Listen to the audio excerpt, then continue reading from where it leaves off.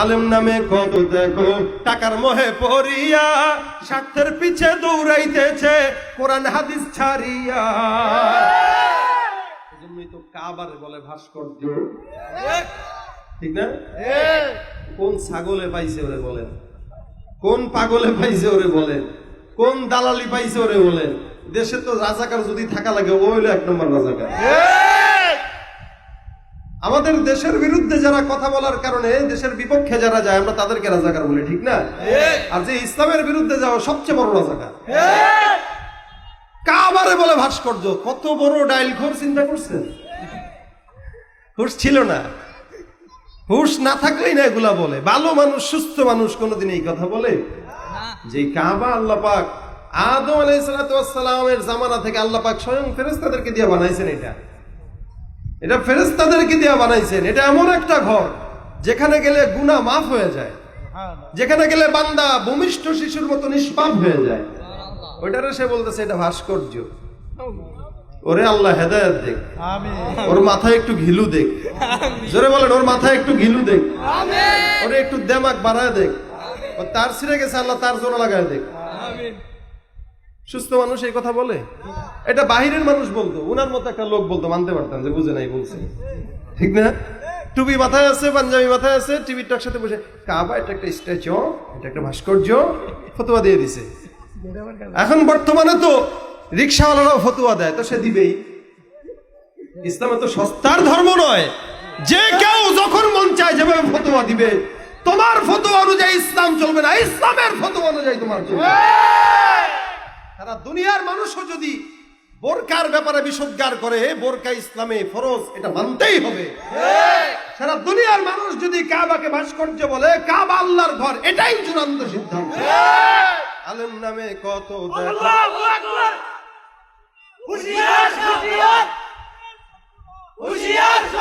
আলেম নামে কত দেখো টাকার মোহে পড়িয়া, স্বার্থের পিছে দৌড়াইতেছে কোরআন হাদিস ছাড়িয়া। আলেম নামে কত দেখো টাকার মোহে পড়িয়া, স্বার্থের পিছে দৌড়াইতেছে কোরআন হাদিস ছাড়িয়া। জিহাদ ছেড়ে কেউ বা ধরছে দরবেশেরই ভান, ওরাই শিক্ষিত শয়তান, ওরা শিক্ষিত শয়তান, ওরা শিক্ষিত শয়তান, ওরা শিক্ষিত শয়তান, ঠিক কিনা? ইসলামের বিপরীতে কেউ যদি অবস্থান করতে চায়, আমরা যে দল করি না কেন, আমরা তাদের বিরুদ্ধে অবস্থান নেব ইনশাআল্লাহ। এলো সুবিধাবাদ জিন্দাবাদ, মুজাবজাবিনা বাইনা যালিকা লা ইলাহা উলা। আল্লাহ পাক রব্বুল আলামিন বলে এরা দু দলেই থাকে। এই দল যখন আসে বলে আমি এই দলে আছি, ওই দল যখন আসে বলে আমি ওই দলে আছি। এই দল আসলে ক্ষমতায় সেক্রেটারি, ওই দল আসলে ক্ষমতায় সভাপতি। মাগার দুই দলেই কেন যায়? বলে পিঠ বাঁচানোর জন্য। দুনিয়ার লাঠির চাইতে আমার মাওলার ফেরেশতার লাঠি বড়, ঠিক কিনা জোরে বলে? এই জন্য ভাইরা আমার, দুনিয়াতে মার খাবেন না, আখিরাতে মার খাবেন, এটা চিন্তা করে নেন। দুনিয়ায় মার খাইলে মরবেন সিংহের মতো, আর মরার সাথে সাথে আল্লাহ পাক জান্নাতের ফয়সালা করে দিবে। কেন? মুজাহিদরা কোনোদিন মরে না, মুজাহিদরা তামান্না নিয়া, শাহাদাতের তামান্না নিয়া মরণ বরণ করে, আর মরণের সাথে সাথে জান্নাত পাইতে দেরি হয় না। মুজাহিদ হয় শহীদ, মরে যায় না, তোমরা তাদের ভূমিত বলো না, ঠিক না? বরং জীবিত তারা, তোমরা বোঝো না। মুজাহিদ হয় শহীদ, মরে যায় না, তোমরা তাদের ভূমিত বলো না। শাহাদাতের ইচ্ছা আছে তো ইনশাআল্লাহ।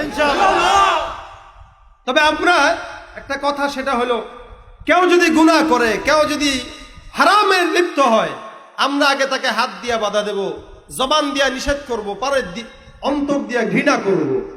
এরপরে যদি সে এটা মানে, মানলো, না মানলে তার হিসাব, আমাদের কাজ আদায় হয়ে গেল। এরপরে অরাজকতা সৃষ্টি করা, এমন কোনো কাজ না করা যেই কাজের দ্বারা দেশের এবং মানুষের অসুবিধা হয়, দেশে অরাজকতা সৃষ্টি হয়, এমন কাজ করা দরকার নাই। আমাদের দায়িত্ব আমরা পালন করে দিয়েছি। মানলে সে মানবে, না মানলে জাহান্নাম তার জন্য অপেক্ষা করবে, ঠিক না? আমাদের এই বলার দায়িত্ব আমরা বলতেছি, সাপোর্ট করার দায়িত্ব আপনারা করতেছেন। ঘৃণা করবেন অন্তরে, খারাপ কাজ কোনোদিন সাপোর্ট মুসলমান করতে পারে